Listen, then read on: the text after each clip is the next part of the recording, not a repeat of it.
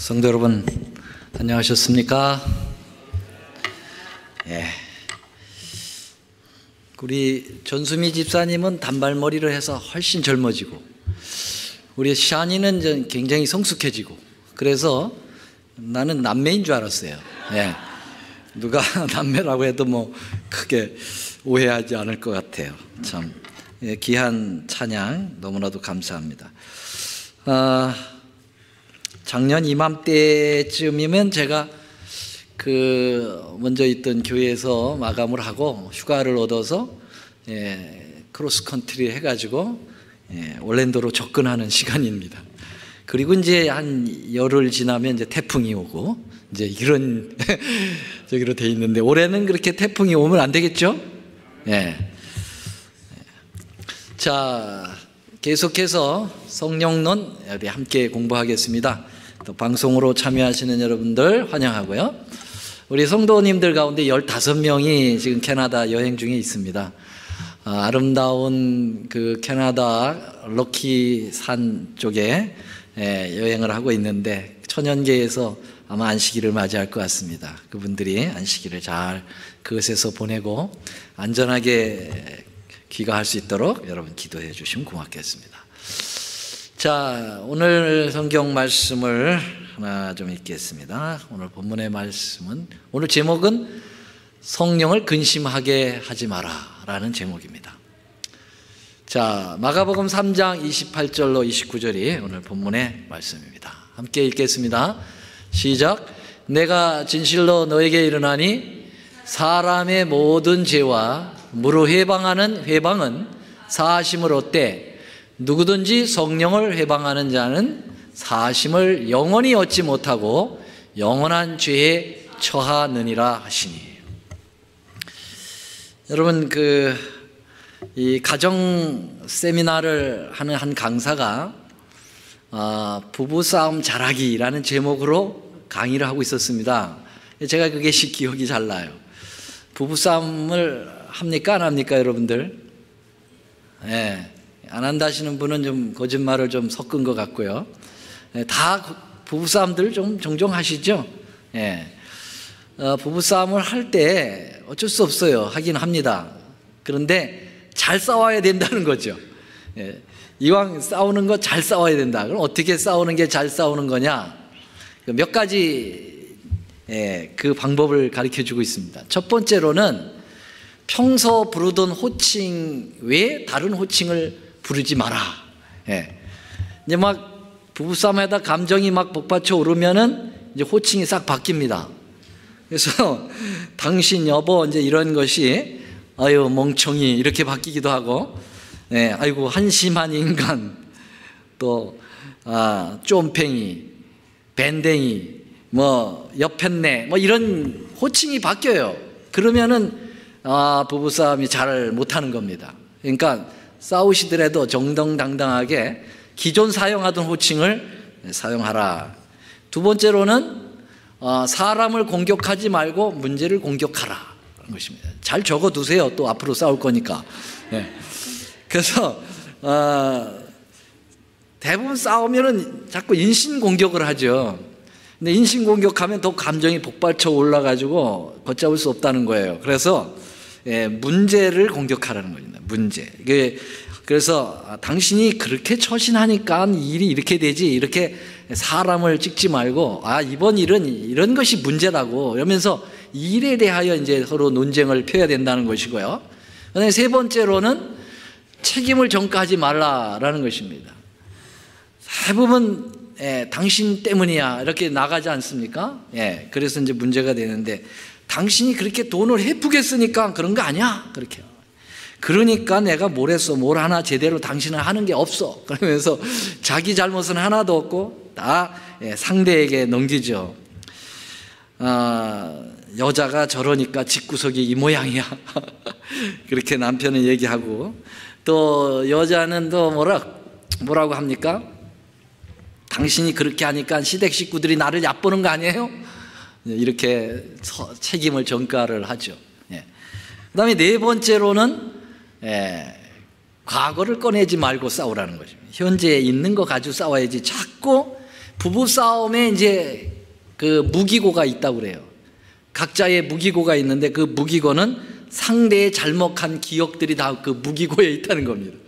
그래서 조금 이렇게 자기가 불리하다 싶으면은 과거의 무기고에서 자기의 배우자의 잘못된 걸 끄집어 가지고 또 공격을 하는 거죠. 전에도 당신 그랬잖아. 항상 그래 당신은. 이제 이게 잘못 싸우는 방법입니다. 자, 마지막으로 이게 굉장히 중요합니다. 제가 이 얘기를 하려고 하는 거예요. 뭘 하지 말라고요? 네, 마지막 말을 하지 마라. 네, 이 마지막 말은 정말 위험합니다. 이 말을 하면은 진짜 끝납니다. 네. 어떤 말들이 마지막 말이에요? 저는 경험을 한번 얘기해 보세요.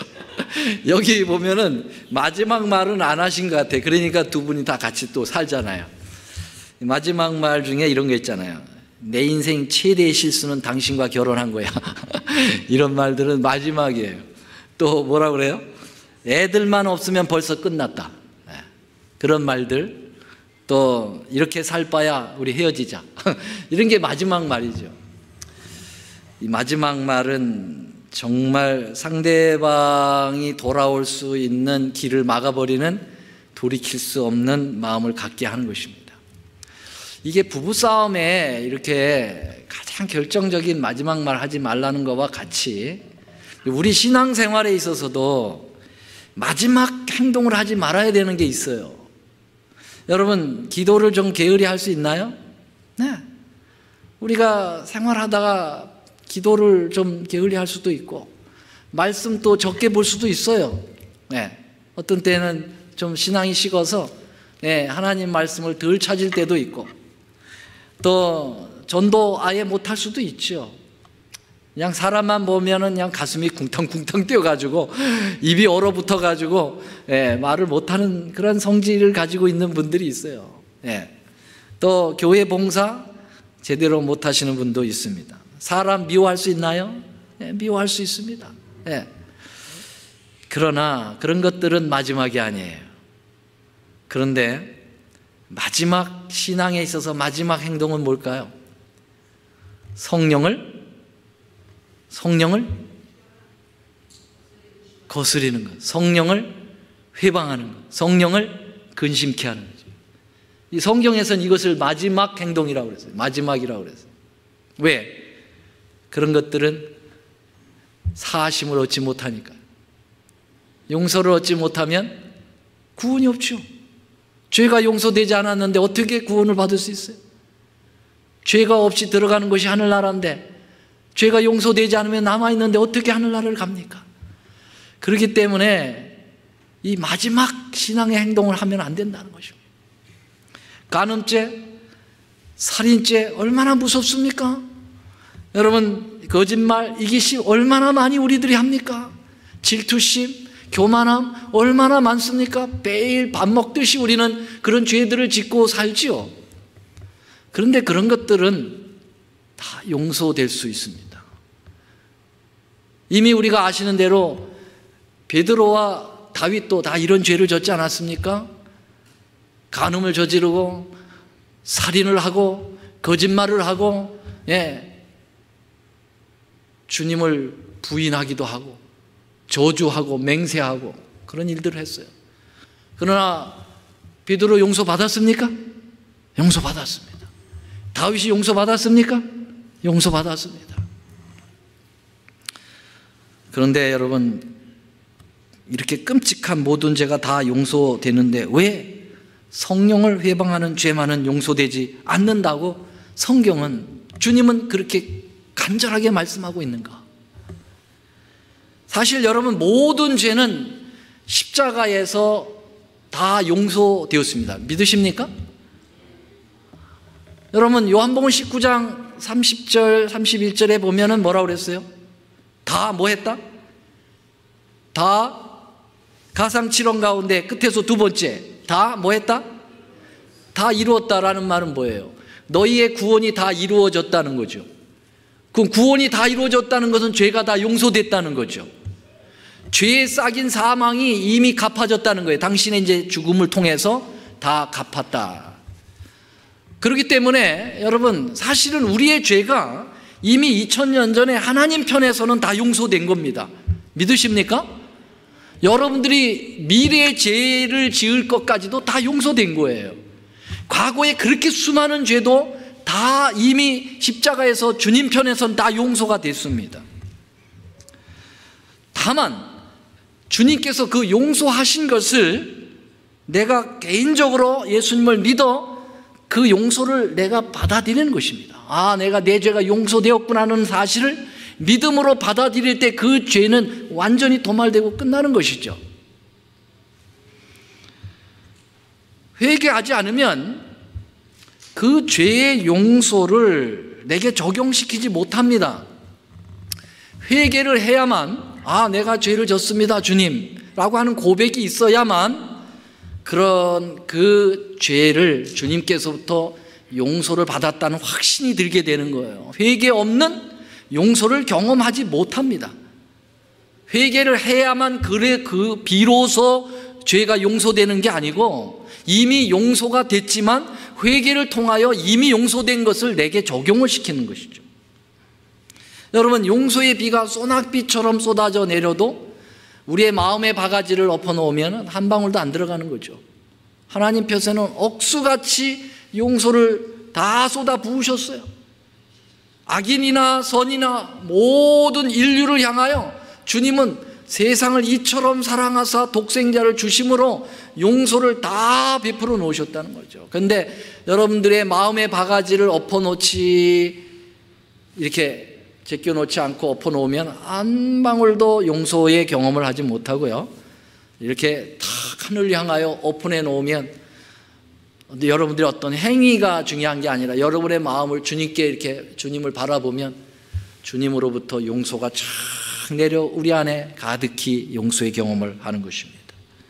믿으십니까, 여러분? 네. 그러면 관건은 회개입니다. 회개인데 그 회개는 늘 말씀을 드려왔습니다만 여러분도 잘 아시는 거지만 회개는 내 마음으로 안 된다는 거죠. 내 의지로 안 된다는 거예요. 그렇게 우리는 연약해요. 회개조차도 우리 스스로 참 하기가 어렵다는 거예요. 그래서 성경은 여러 곳에서 회개를 능동적으로 표현하지 않고 수동적으로 표현했어요. 마태복음 3장 11절 시작. 나는 너희로 회개케 하기 위하여 물로 침례를 주거니와 그랬어요. 여기 회개케라는 말은 회개하도록 하겠다 말이에요. 누가? 하나님께서 회개하도록 침례를 베풀게 하시는 거죠. 그래서 그 과정을 끝에 보면 그는 성령과 불로 너에게 침례를 주실 것이요. 그래서 이 회개케 하는 주의 존재는 누구냐면 성령 하나님께서 회개하도록 만들어 주시는 역할을 하시겠다, 그것입니다. 누가 하시겠다고요? 성령 하나님께서 회개하는 일을 주역적으로 일을 하시는, 물론 아버지 하나님, 아들 예수님 다 우리를 회개하도록 도와주시는 분들이죠. 그런데 우리를 전적으로 회개하는 심령을 엮어내는 일을 도와주시는 분은 성령께서 하시는 것입니다. 이 마태복음 5장 31절에도 이스라엘로 회개케 하사 죄사함을 얻게 하시려고 그랬어요. 여러분, 죄 사함을 회개함으로써 우리가 얻는 거예요. 내가 취하여 내는 것이 아니라 이미 용서하신 것을 회개함으로 내 안에 적용을 시키는 것입니다. 여기 로마서 2장 4절에도 혹 내가 하나님의 인자하심이 너를 인도하여 회개케 하심을 알지 못하여. 여러분, 회개라는 표현을 할 때 많은 부분에 있어서 이렇게 수동적으로 표현을 하고 있다는 것은 우리가 스스로 회개가 참으로 어렵다. 그래서 성령 하나님의 도우심을 받아야만 회개를 할 수가 있다. 종로의 계단 26쪽에도 이 부분을 분명히 얘기했어요. 진정한 회개를 하게 하는 것은 오직 그리스도께로부터 나오는 은덕이다. 성자 하나님께서 은혜를 베푸셔서 우리를 회개하도록 은혜를 베푸신다고 그랬어요. 그래서 베드로 얘기가 나오고요. 끝에 보면은 주역적으로 하시는 그 회개를 도와주시는 분에 대한 언급을 하고 있습니다. 우리는 그리스도 없이 죄사함을 받을 수 없는 것처럼 빨간 글씨부터 함께 읽어보겠습니다. 시작. 그리스도의 신이 우리의 양심을 깨우쳐 주시지 않으면 뭐 할 수 없다고요? 회개할 수 없는 것이다 그랬어요. 여기 그리스도의 신이라는 말은 스피릿, 성령 하나님이죠. 그래서 성령 하나님이 우리의 양심을 깨워서 오픈시키고 하나님의 거룩한 은혜를 받아들이게 하면서 내 죄를 내놓고 자복하면서 회개하도록 하는 역할을 하신다, 그렇게 말씀하고 있습니다. 자, 그러면 여러분, 회개하도록 이끄시는 성령을 여러분들이 거절한다고 하면 회개할 수 있습니까? 못합니까? 성령이 이렇게 탁 임재해 오셔가지고 우리를 부드럽게 만드시고 우리의 마음에 자복할 마음을 탁 주시려고 하는데 성령을 근심하게 만들어요. 성령을 거절해요. 그러면 성령이 우리 마음에 임재 못합니다. 그럼 성령이 우리 마음에 임재를 못하면 죄를 회개하지 못해요. 죄를 회개하지 못하면 용서를 경험하지 못해요. 용서를 경험하지 못하면 죄가 남아있어요. 죄가 남아있으면 하늘나라 못 갑니다. 맞습니까? 그렇기 때문에 다 용서받을 수 있어도 그 모든 죄를 생각나게 하고 내가 잘못했다고 하는 인식을 하게 하고 하나님 앞에 내놓게 하는 그 성령을 거절하면 용서받을 수가 없는 거예요. 유독히 용서받을 수 없는 죄를 성령을 회방하는 죄라고 정의한 이유가 거기에 있는 것이죠. 그렇다면 성령의 거스림을 통하여 우리가 회개를 하지 못하기 때문에 이 성령 하나님을 거스리지 않는 일을 우리는 기도해야 돼요. 성령을 거스리지 않도록, 회방하지 않도록 그렇게 계속 해야 합니다. 여러분, 사형수가 마지막 남긴 말 중에 하나 이런 말이 있어요. 마지막 할 말이 있는가? 그때 어떤 사형수가 이런 얘기를 했다고 그래요. 여러분, 죄를 짓되 죽을 죄는 짓지 마세요. 그렇게 얘기를 했어요. 여러분, 죄를 짓되 죽을 죄는 짓지 마라. 이 말은 여운이 많이 남습니다. 여러분, 죽을 죄도 두 가지가 있어요.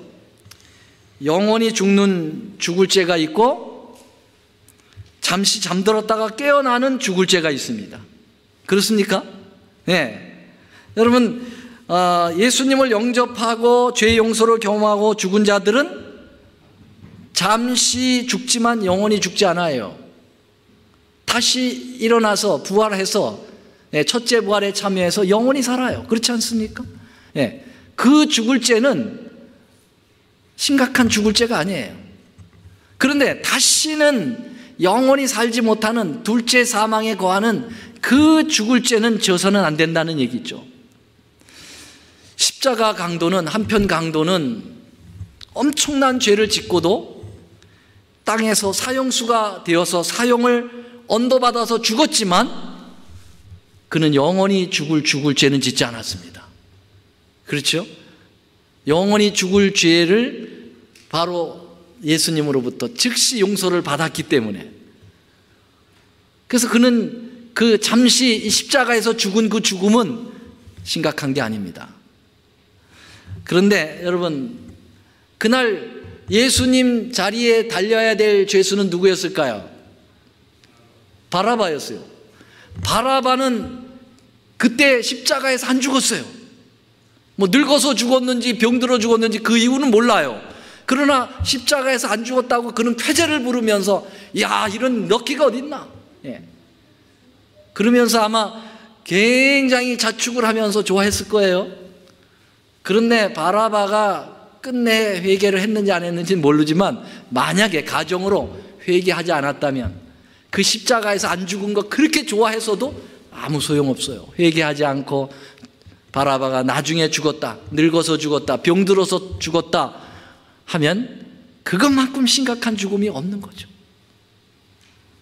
성령을 회방하는 죄는 영원한 죽음인 둘째 사망을 맞이하게 하는 무서운 죄입니다. 이것만큼은 여러분들이 기도 많이 해야 돼요. 성령을 회방하지 않도록 주님 도와주십시오.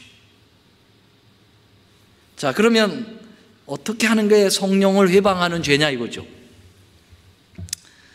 오늘 본문의 말씀을 하시게 된 경위를 먼저 보면은요, 본문은 마가복음 3장을 읽었는데요, 마가복음 3장 초부터 보면은 우리 주님께서 안식일날 한편 손 마른 자를 고쳐주시는 이적을 베풀고 귀신 들린 자를 쫓아내주니까 그 귀신들도 예수님을 하나님의 아들로 고백하는 장면이 나오고, 그리고 나서 예수님은 12제자를 부르셔서 제자 삼으시고, 정말 식사를 하실 겨를도 없이 얼마나 바쁜 일정을 보내고 계셨는지 모릅니다.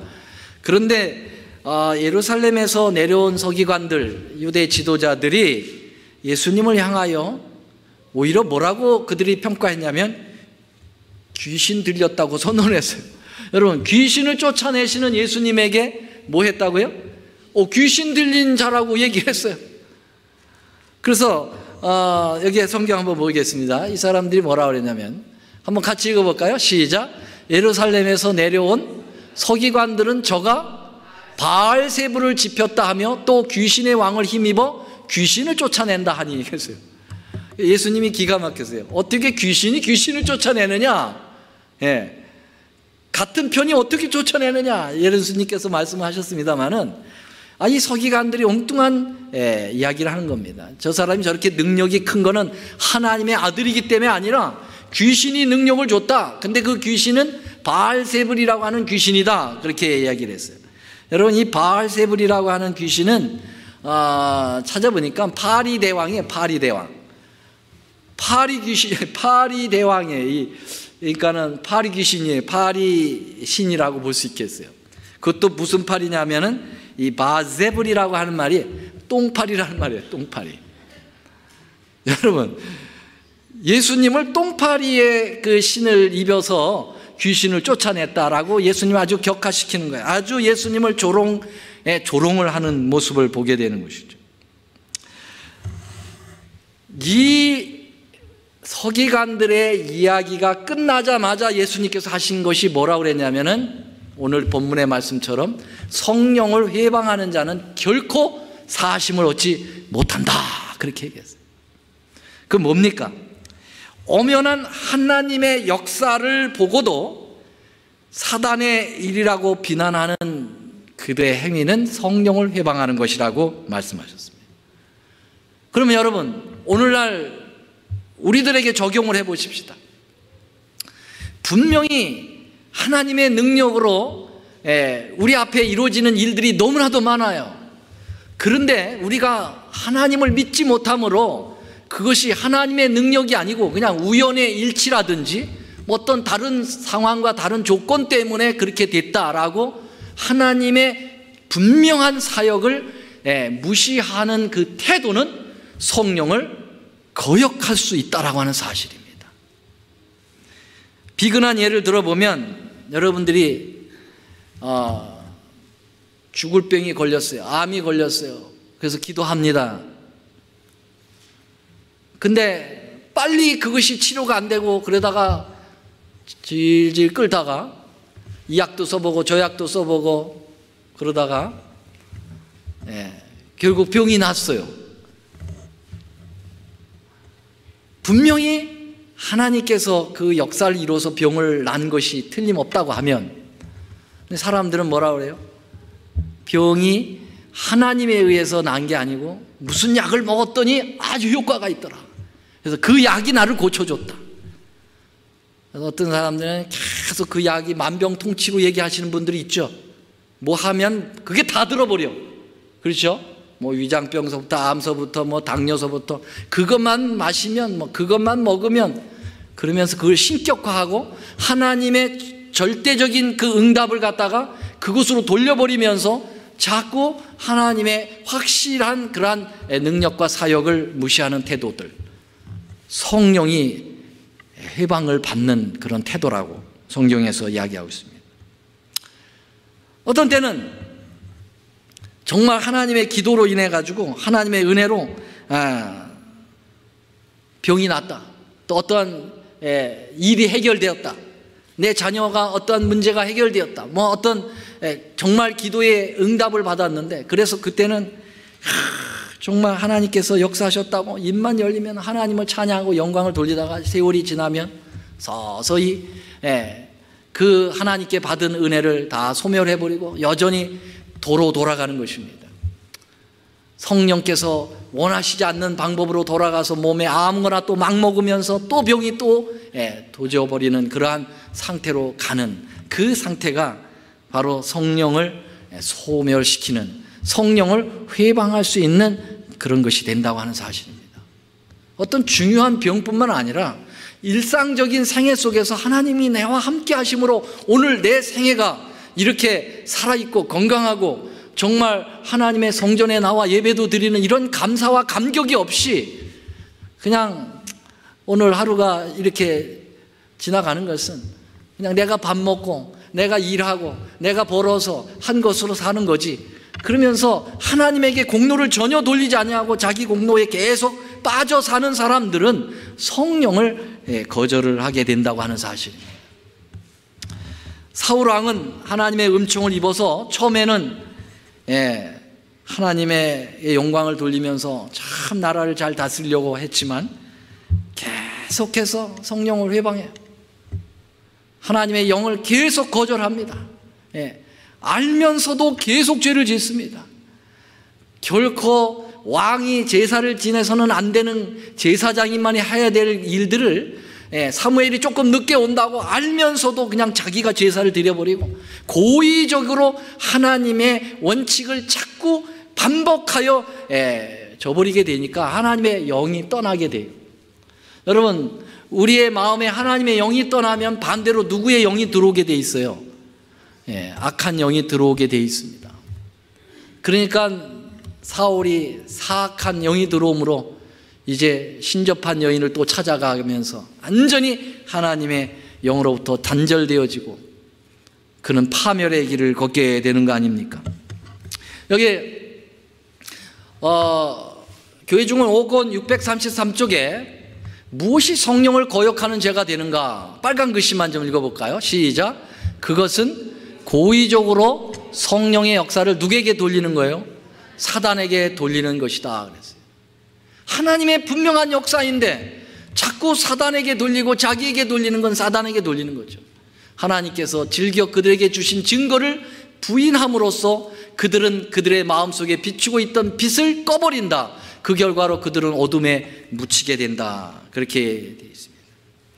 자, 그 다음에 또 성령을 거역하는 죄 가운데요, 또 하나는 자신의 의지로 분명히 죄를 저질러 놓고 사단에게 다 뒤집어 씌우는 행위가 있다는 것이죠.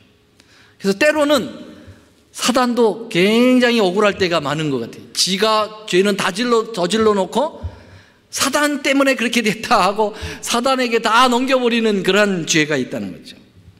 여러분, 성령을 해방하는 죄 중에 바로 이러한 자신이 저지른 죄에 대한 자백이 없고 끊임없이 다른 사람 때문에 사단 때문에 핑계를 대는 그러한 것도 성령을 거스리는 죄다, 그렇게 볼 수가 있겠습니다. 그 다음에 세 번째로는 성령을 회방하는 죄 중에 하나는 반복적으로 같은 죄를 계속 짓게 될 때 성령 하나님은 슬퍼하시며 떠나신다라는 것입니다. 같은 죄를 반복하여서 지면 마음에 딱지가 앉아버리죠. 그래서 마음에 화인이 맞는다고 얘기하죠. 그러면 성령이 두들겨도 전혀 어떤 감각이 없다고 하는 것입니다. 인본주의 심리학자인 이 스마일스라고 하는 사무엘 스마일스라는 사람이 이 말을 했는데 이걸 하이프인도 얘기했어요. 생각은 뭘 낳고 행동을 낳고 행동은 습관을 낳고 이게 행동을 계속 반복하면 습관이 돼요. 습관이 계속 반복되면 뭐가 돼요? 운명이 결정된다는 거죠. 그런 것처럼 우리가 같은 죄를 계속해서 반복을 하면은 그것이 하나의 우리의 습관이 되어지고 그것이 우리의 운명을 결정하는 무서운 결과를 가져오게 된다는 것입니다.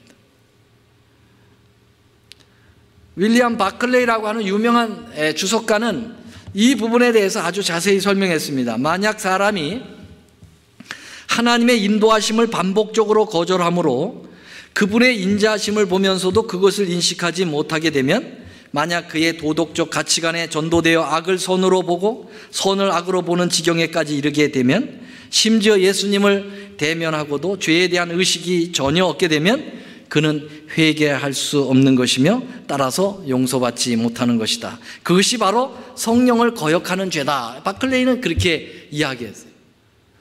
영적인 식별력이 떨어지는 거예요.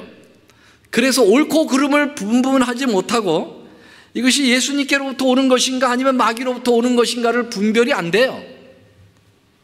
그렇게 될 때 회개를 할 수 없는 상황까지 이르게 된다라고 하는 것입니다.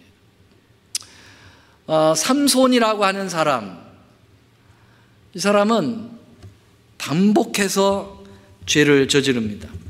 딥나에서 블레셋 여자와 결혼을 하고 또 금방 헤어져서 또 가사 지역의 기생의 집에 들어가서 또 이방 여인과 또 사귀고 또 그 여인을 버려버리고 소래 골짜기에 이방 여인 들릴라의 품에 안겼다가 결국은 두 눈이 뽑히고 패망에 이르게 되는데요. 그는 반복해서 같은 죄를 계속 짓는 거예요. 그의 아버지 어머니가 말렸잖아요. 이방 사람하고 결혼을 할 수 있는 것은 아니다. 그런데 무시해버리고 하나님의 성령의 음성도 계속 무시하면서 그 길을, 자기의 길을 계속하게 될 때 결국은 삼손의 마음은 완전히 화인을 맞게 되고 결국은 패망에 이르게 되죠. 끝에 가서 그는 회개하긴 했습니다만, 여기 본교회 주석 5권 1094 화이트 부인의 글을 또 언급하면서 이렇게 이야기를 하고 있습니다. 성령에 모독하는 죄는 갑작스러운 어떤 말이나 행동이 있는 것이 아니고 그것은 진리와 명백한 증거를 단호하게 또 결정적으로 거역하는 것이다. 아무 사람도 성령을 거스르는 죄를 신비에 속한 것으로 또 정의 내릴 수 없는 어떤 무엇으로 생각할 필요가 없다. 성령을 거스르는 죄는 회개하라는 초청을 끈질기게 거절하는 것이다 그랬어요. 회개하라고 하는 성령의 음성을 끈질기게 거절하는 거예요. 여러분, 웬만하면 우리 주님께서 포기하지 않으시죠. 예. 주님은 포기하시진 않아요. 근데 우리가 스스로 포기하는 게 바로 뭐냐면 성령을 끝까지 몰아내는 것입니다. 예. 성령이 우리 안에 들어오지 못하도록 계속 거절하는 것입니다. 성령께서 안 믿는 사람에게 처음 역사하실 때 나타나는 것은 내가 죄인이라고 하는 것을 깨닫게 하는 것입니다. 성령의 경험이 없는 사람들은 행동으로 옮긴 죄만 죄가 있다고 생각해요. 믿는 사람들도 성령의 역사가 없으면 똑같아요. 그래서 사람들에게 발각되고 이 나라의 법에 드러나는 죄만 다 죄라고 생각해요. 근데 성령의 감동을 받기 시작을 하면 누구도 할 수 없는 자기만의 비밀의 죄를 하나님 앞에 고백하며 죄인이라고 고백하는 거예요. 근데 이런 역사들이 여러분들의 생애를 곰곰이 생각해 보세요. 나는 정말 그런 죄까지도 생각하여 하나님 앞에 회개하는가? 아니면 크게 남들도 다 할 수 있을 정도로 저지른 죄만 가지고 하나님 앞에 괴로워하며 하는가? 여러분, 정말 마음 깊이로부터 지은 죄까지도 하나님 앞에 가슴이 떨리는 마음으로 회개하는 그러한 심령을 가질 때 성령이 우리 안에 깊이 내재하여 계시고 우리를 도와주실 수 있습니다.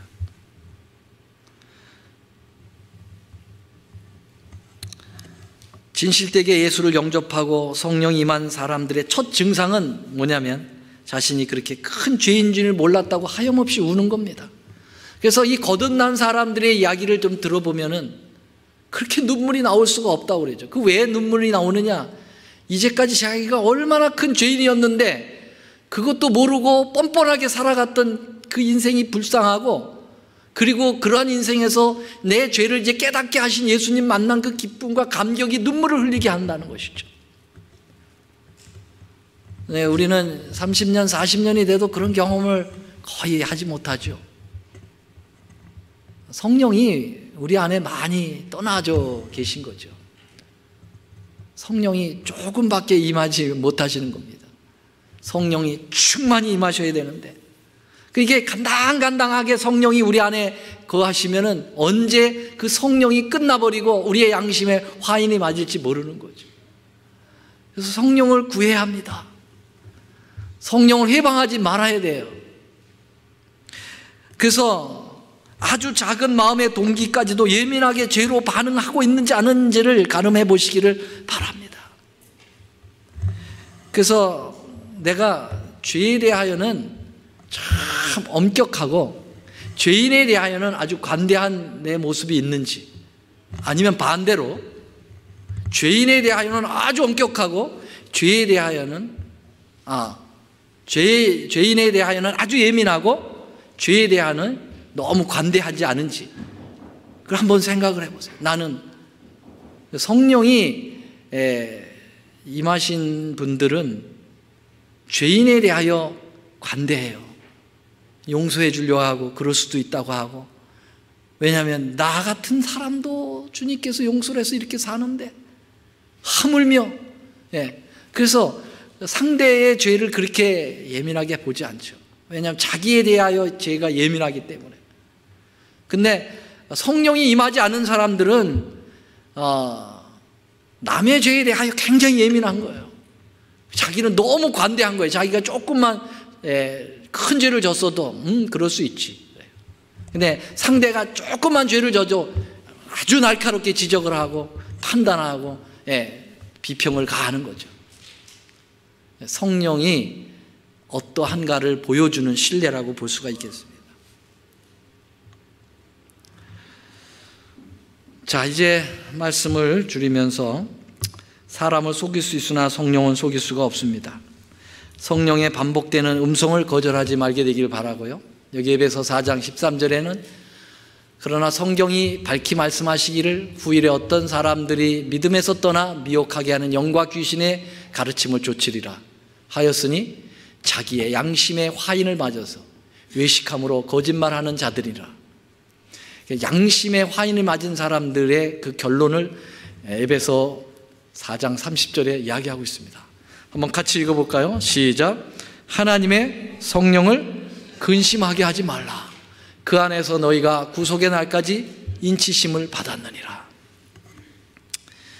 여러분, 툰두라 지역에 늑대를 잡는 원주민들의 이야기가 있습니다. 어떻게 늑대를 잡는가? 이 날카로운 칼을 갈아가지고, 칼을 이렇게 세워놓고 거기다가 얼음을 올린다고 그래요. 얼음을 올리고 물을 뿌려서 그 칼날위에다 얼음을 또 올리고, 물을 뿌려서 칼날위에다 올리고, 그리고 거기에 짐승의 피를 쫙 뿌려가면서 올린다는 거예요. 그럼 뻘겋게 이 칼날 위로 짐승의 피가 얼어 있습니다. 이때 늑대들이 피 냄새를 맡고 온다고 그랬죠. 그래서 어떻게 해요? 그 피를 핥아요. 촥촥 계속 핥습니다. 그러면은 이 얼음을 계속 핥다 보면은 혀가 어떻게 될까요? 얼어요. 그래가지고 혀가 감각이 떨어져요. 완전히 혀가 굳어졌어요. 그런데 피가 계속 피 냄새로 인해서 혀를 계속 그 피를 핥아 먹다 보니까 드디어 이제 얼음이, 그 칼날 위에 있는 얼음이 다 녹게 되고, 그 다음에 뭐가 나올까요? 칼날이 나타나기 시작하는데 혀가 얼었기 때문에 계속 그 칼날 위로 자기 혀를 문질러 대는 것입니다. 그러면 자기 혀에서 뭐가 나와요? 자기 혀에서 피가 나와요. 이 늑대는 얼음 위에 묻은 피라고 생각해가지고 자기 피를 계속 핥아먹는 거예요. 피를 흘리면서. 그러면서 서서히 늑대가 자기 피를 먹으면서 죽어버리는 거죠. 이게 바로 양심의 화인을 맞은 사람들의 모습이라는 거예요. 잘못된 죄를 계속해서 반복 지음으로써 양심이 얼어붙어 가지고 자기의 생명의 피까지도 핥아먹어 가면서 성령을 거절해버리는 그런 최후를 맞이하는 것이 이 모습이라는 것입니다. 사랑하신 여러분, 오늘은 성령론의 아주 중요한 부분, 성령을 거스리면 사하심이 없다고 하는 사실입니다. 이건 중요한 거죠. 왜냐하면 아주 구원과 직결되어 있는 문제니까요. 근데 이것을 너무 소홀히 여기면 비참한 결과를 맞이하게 될 겁니다. 그러나 이 마지막 때일수록 양심을 살리시고 성령 하나님을 우리 마음에 모셔서 우리가 주님과 함께 성령과 함께 풍성한 교제를 나누며 그러한 신실한 하나님의 백성으로 승리하시게 되는 여러분과 제가 되기를 간절히 바라면서 말씀을 드리겠습니다. 드립니다.